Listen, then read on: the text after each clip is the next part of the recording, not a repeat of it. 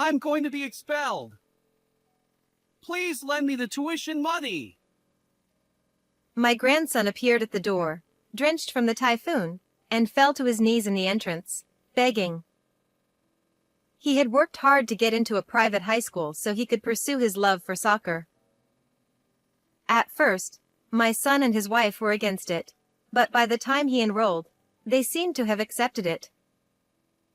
They even said they'd pay for his tuition, so what could have gone wrong? All I could think about was helping my beloved grandson in his time of need. But then, my husband spoke. No way!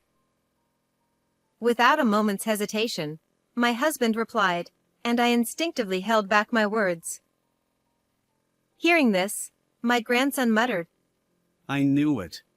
And laughed bitterly. Then, he ran off towards the railroad crossing. My name is Nancy. Since retiring, I've been living a quiet life with my husband, Jason. Our neighbors often said things like, Nancy, now that you and Jason are finally done raising kids, you can relax. But I had felt a bit lonely ever since our son John moved out.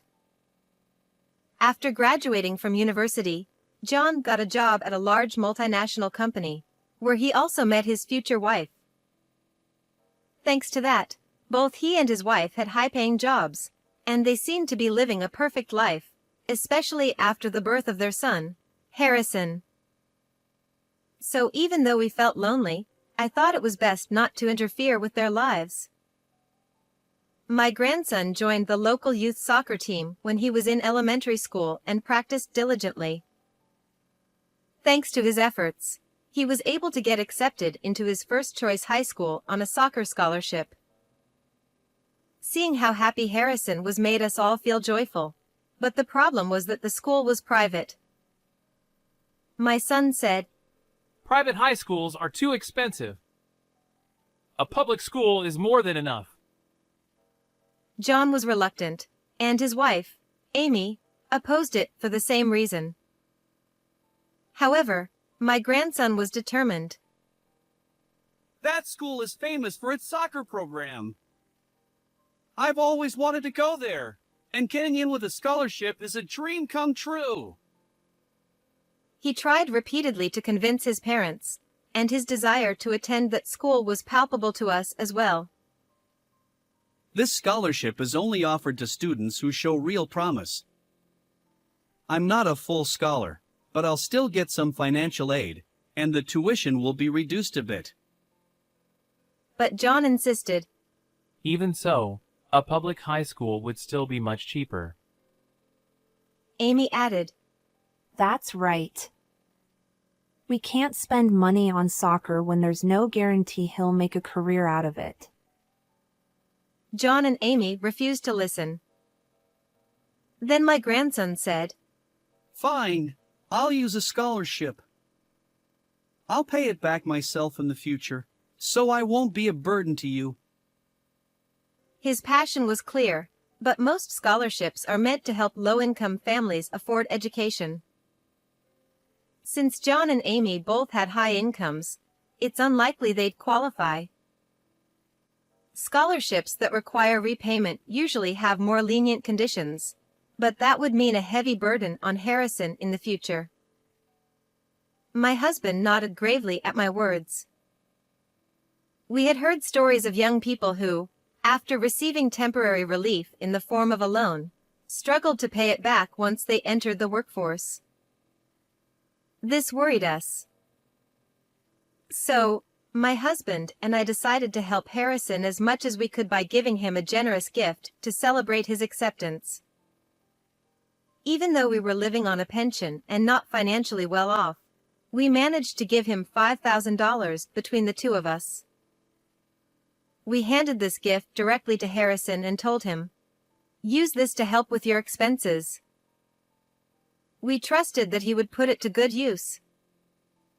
Then, we also tried to persuade our son to reconsider. "You both have enough income, don't you?" Then at least cover the tuition for a child who's so determined to follow his dreams. With the three of us working together to persuade them, John and Amy finally, albeit reluctantly, agreed to let our grandson attend the private high school he wanted. However, John gave Harrison one condition. Since you're so determined to handle things on your own, we'll let you go. But if you show any sign of slacking off, you'll be transferred to a public school. He made this strict demand. Moreover, he secretly issued an order to us as well. If Harrison sees you, he'll lose his focus. So while he's in high school, you are not to have any contact with him. But surely we can at least talk on the phone? No, that's out of the question. If I find out you've been in contact with him, he'll be expelled. It was a harsh and unreasonable request, but my husband and I agreed, thinking it was worth it if it meant Harrison could pursue his love of soccer. Despite all the turmoil, Harrison successfully enrolled in the high school. It was difficult not being able to see our beloved grandson, or even talk to him much, but we frequently heard updates about him through John and Amy. According to John, Harrison was enjoying his high school life, and just knowing that gave us peace of mind. Even though he's only a first year and can't yet play in matches, it seems he has a good chance of becoming a regular player in the future. When he starts playing in matches, maybe we could sneak in to watch and just catch a glimpse of him without him noticing. I'm sure that would be okay. My husband and I looked forward to the day when we could see him play. However, just as Harrison, who was said to be spending all his time practicing, had finished his summer break and the new term had just begun, something unexpected happened. A typhoon had made landfall that day, with fierce rain and wind raging since morning, and it hadn't calmed down even by nightfall. Then, in the middle of the night, the doorbell suddenly rang, startling both me and my husband.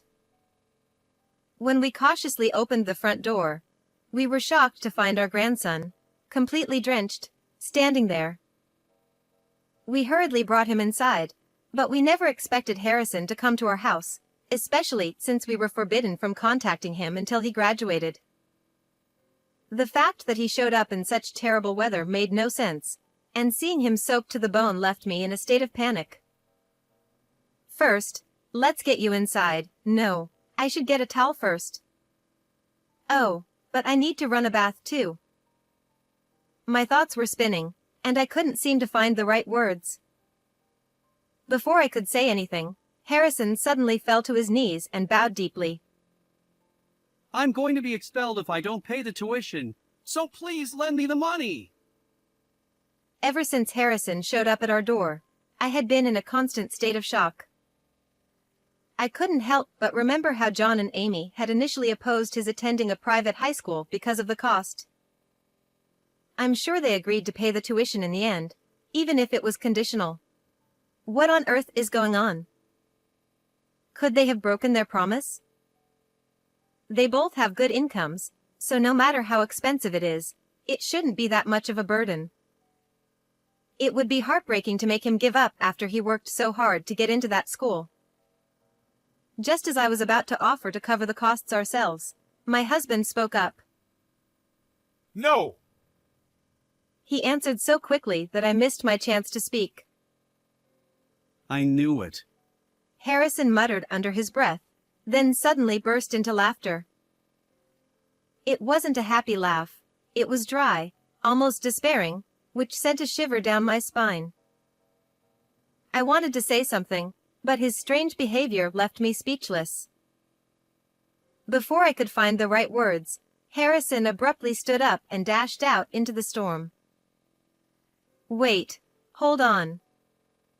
The rain and wind are terrible out there. I shouted as my grandson ran off into the storm without hesitation. I tried to stop him, but as I looked in the direction he was heading, I realized something that made my blood run cold. That's the direction of the railroad crossing, isn't it? Under normal circumstances, this wouldn't have been cause for alarm, but at that moment, I wasn't sure of his intentions or if he was even really going there. However, Harrison's behavior was clearly unusual, and I couldn't shake the feeling that something terrible might happen. My husband must have been thinking the same thing because he rushed out after Harrison with a look of panic on his face, and I quickly followed. Harrison was an athlete who got into high school on a sports scholarship, a physically fit young man. Under normal conditions, no matter how hard we tried, there was no way we could have caught up to him. But fortunately, or perhaps unfortunately, the heavy rain and wind obscured his vision and slowed him down. Thanks to this, my husband and I, who knew the area well, managed to catch up to him before he could reach the crossing. Leave me alone already! Harrison shouted.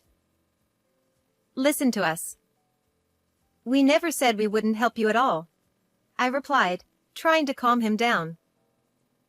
My husband isn't much of a talker and often struggles to express himself, but I knew better than anyone how kind-hearted he truly is. So I was certain that he had a reason for refusing Harrison earlier. We may not be as wealthy as John and Amy, but we'll do everything we can to help you, I assured him. Talk is cheap! What you said earlier, that was your real feeling, wasn't it? Harrison still didn't trust us. I usually stepped in to speak for my husband when necessary, but I regretted being too shocked to respond earlier. All adults are just greedy. You probably still think of me as a kid and are going to abandon me, He accused, his tone harsh and accusing. His words troubled me, but given the situation, there was no time to dwell on it. Let's get out of this storm before you catch a cold. We don't know what could come flying at us in this weather, and I don't want you getting hurt. Let's go back home, I suggested, trying to keep things calm. After a moment, Harrison finally agreed and followed us back without further resistance. Once inside the house, after warming up and changing out of his wet clothes, Harrison seemed to regain some composure. When we spoke again, he was much calmer and more willing to talk. He explained that he hadn't been running toward the railroad crossing after all. He had intended to go to the train station but had mistakenly gone the wrong way due to the poor visibility. I felt betrayed when Grandpa turned me down. Harrison confessed with a wry smile. I just didn't want to stay here anymore, so I started heading home. But then I realized it wouldn't make any sense to go to the station. At that moment, my husband and I suddenly realized that the trains weren't even running because of the typhoon. It hit us how overly panicked we'd been, and we couldn't help but laugh at ourselves. Still, knowing that Harrison hadn't been planning anything drastic was a huge relief. Wait, nothing's been resolved yet, I reminded myself, gathering my thoughts. It was time to talk about the tuition fees that Harrison had initially asked for. My husband explained that his refusal earlier wasn't because he didn't want to help, but because he wasn't comfortable with the idea of simply lending money for tuition. It's the parents' responsibility to cover their child's education, and with the income John and Amy had, it didn't make sense for them to be unable to pay. My husband wanted to talk to them again before deciding, but he assured Harrison that if John and Amy still refused, we would step in and pay the tuition ourselves. Hearing this, Harrison finally relaxed completely, and he said with a relieved smile, I'm glad. I was worried you two had changed. His earlier strange remarks made more sense now, and I asked him to explain further. What he revealed was shocking but not entirely unexpected. It became clear that the reason he had come to us so desperately, even on a day as dangerous as this one, was because of John and Amy. Once we understood the full situation, my husband and I resolved that we couldn't forgive them for what they had done. We immediately began making the necessary calls and preparing for what was to come. John and Amy showed up 3 days later. The effects of the typhoon had completely faded, but the storm they brought with them was just beginning. They barged into our home without any notice, and Amy immediately started berating me without so much as a greeting. Nancy! Harrison is here with you, isn't he? What were you thinking? Taking him in without our permission? Oh, hello to you too. And you're complaining after leaving your child alone to go on a trip? What?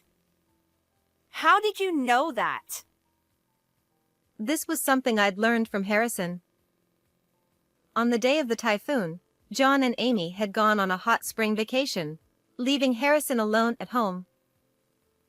Of course, by high school, many kids prefer hanging out with friends over family trips, or in Harrison's case, being too busy with sports to go anywhere. But the fact that they didn't even ask for his opinion beforehand, and then, right before they left, Amy just said, "We're going to the hot springs, so take care of the house." After talking with us, Harrison left them a note and came to stay at our house. John and Amy, returning from their trip, must have seen the note and rushed over here in a panic. What happened to the agreement we made?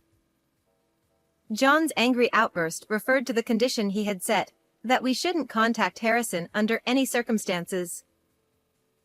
Well, since you broke that agreement, we're not paying his tuition anymore. What are you talking about?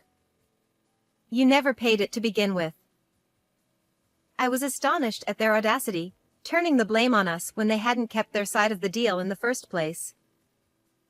It was clear that the condition they had set was just a way to silence us, so that Harrison wouldn't say anything.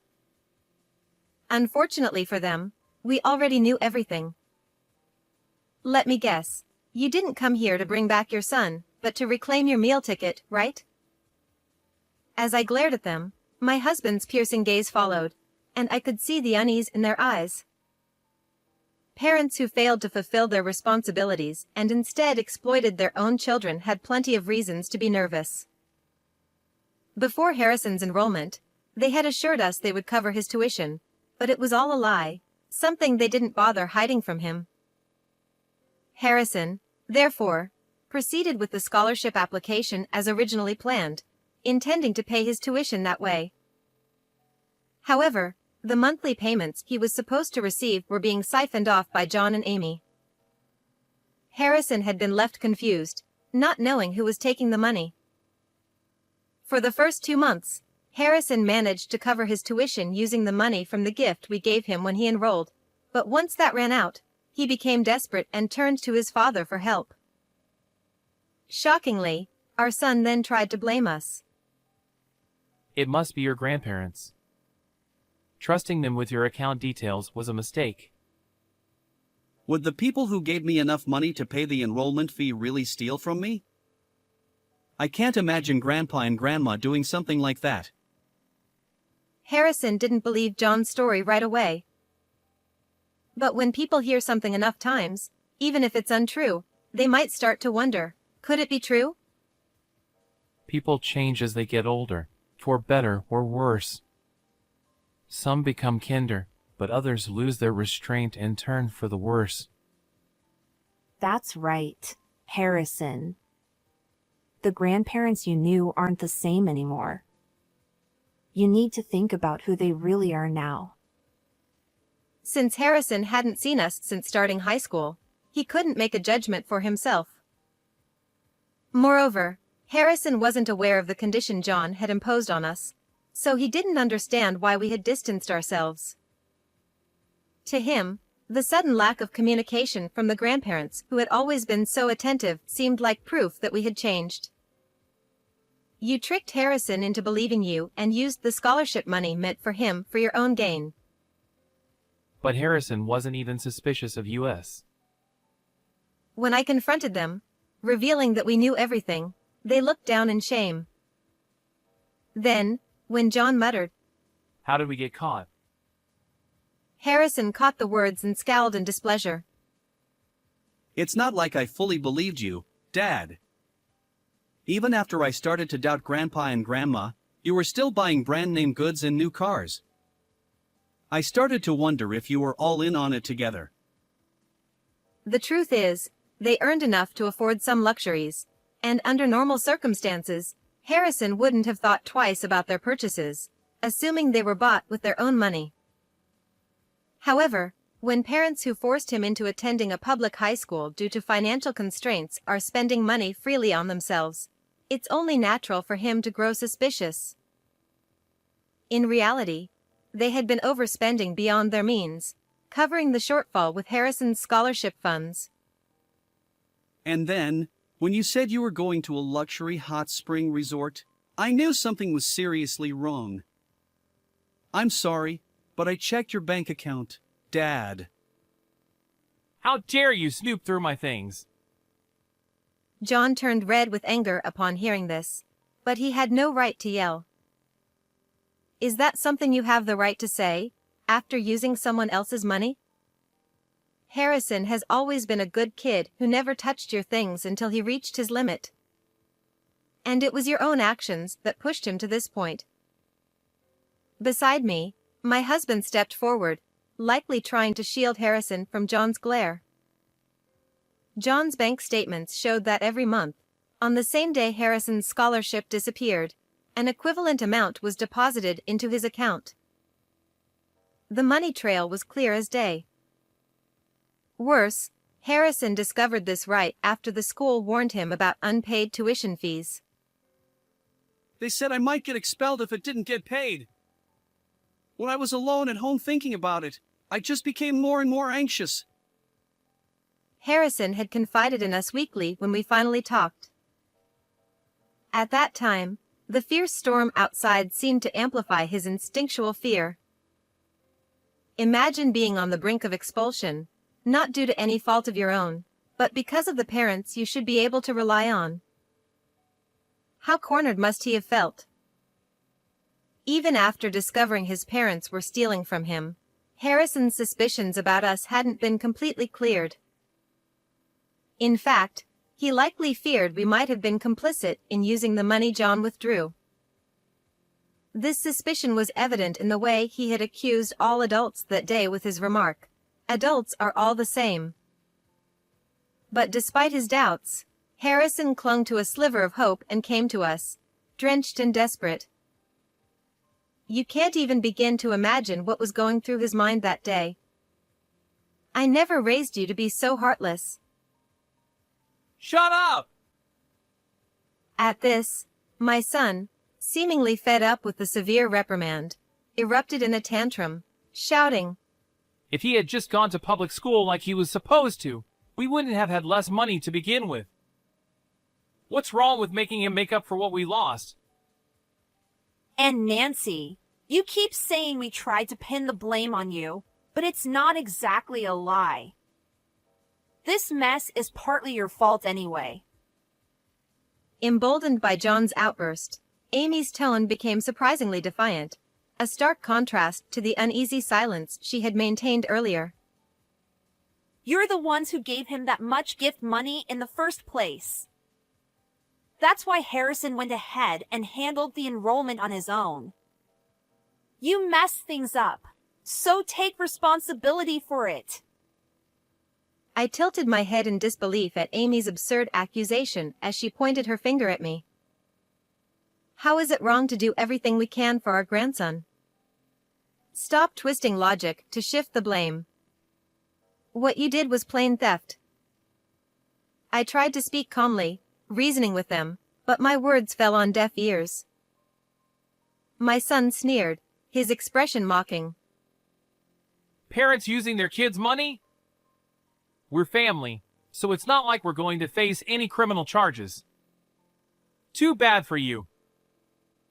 And if the school's threatening to expel him, he should just quit that money pit. It's not worth it anyway. Exactly. Let's do that. Watching the two of them, perfectly in sync as they plotted together, made it clear that this was all part of their calculated plan. If you knew exactly what you were doing, that just makes it all the more despicable. Harrison, they're still your parents, but we're ready to go all the way, right? What I was about to say had been discussed beforehand, but I wanted to confirm it with my grandson one last time. Without hesitation, he replied, Of course. and beside him, my husband gave a firm nod of agreement. You're right that it might be difficult to bring criminal charges. But since Harrison has suffered damages, the law is on the side of the victim. We can simply file a civil lawsuit and claim damages. Even though there's no financial hardship, the fact that they withheld funding for his education, despite him being a minor, constitutes a clear abandonment of parental duties without just cause. Worse still, the scholarship Harrison secured on his own was misappropriated by them instead of being used for tuition. No matter how much John and Amy try to justify their actions, a third party would undoubtedly find them at fault. If Harrison, the victim, decides to sue, he could reclaim what was stolen from him. And of course, Harrison had already resolved to take his parents to court if necessary. The only ones unprepared for this were John and Amy. Wait a minute! A lawsuit? Isn't that a bit extreme? We're family. Can't we just resolve this more peacefully? Even in a civil case, legal fees for attorneys can add up, and it's no wonder they were against the idea, considering they only wanted to spend their income on luxuries. Moreover, if word of this lawsuit got out at work, it could ruin their professional reputations in no time. Please, don't do this! As parents, your father and I want to teach our son to take responsibility for his actions. And Harrison wants to continue attending his current school. So, what do you think you need to do? Amy remained silent, her lips pressed into a thin line, but John, though scowling, muttered, You want us to pay the money back. Correct. Well done. If you repay it, there's no need to escalate this further. Although, we've already found a lawyer, so the choice is yours. The truth is, even if they don't repay the money, there's no risk of Harrison being expelled. As soon as the typhoon passed, I contacted the school and resolved the issue. The mention of expulsion wasn't an immediate threat, but rather a potential outcome if the fees remained unpaid. The school had misunderstood the situation, assuming that despite being financially well off, we were trying to dodge the tuition fees. This led to them issuing a severe warning, which made Harrison feel like he was on the verge of being expelled. However, once I explained the situation to the school, they quickly understood. They agreed to hold off on any action until the matter with John and Amy was settled. Even in the worst-case scenario where we couldn't get them to pay, Harrison still had us to rely on. My husband and I were prepared to cut back on our own living expenses to support him. Of course, we had no intention of sharing this with John and Amy. After all, everything we did was for Harrison, and we had already decided not to forgive the two who caused all this trouble, no matter what they said. You'd better return the money that rightfully belongs to Harrison, and start paying his tuition. Otherwise, we'll be taking this to court, I firmly declared, locking eyes with the now uneasy couple. In the end, they paid back every penny they had embezzled and covered the tuition fees, even if it meant taking out loans. It seemed they were desperate to avoid a lawsuit. However, as the saying goes, news travels fast. Somehow, word got out about Harrison nearly getting expelled over unpaid tuition and about John and Amy taking on debt. Their company pays them well, so naturally, people started wondering how they could be in such financial trouble. While it hasn't been revealed that they spent Harrison's scholarship, rumors began circulating about their extravagant spending habits and speculation about what shady things they might have been spending on. Despite the rumors, they can't afford to leave their high-paying jobs, so they continue working there, albeit with a growing sense of unease. Since then, Harrison has said, I don't feel safe living with parents I can't trust. and has been commuting to school from our house. He's still deeply involved in soccer, and although the training is tough, he seems full of life. Seeing him so vibrant, my husband and I are determined to protect and support him. How did you like this story? Don't forget to subscribe to our channel. We'll see you in the next video.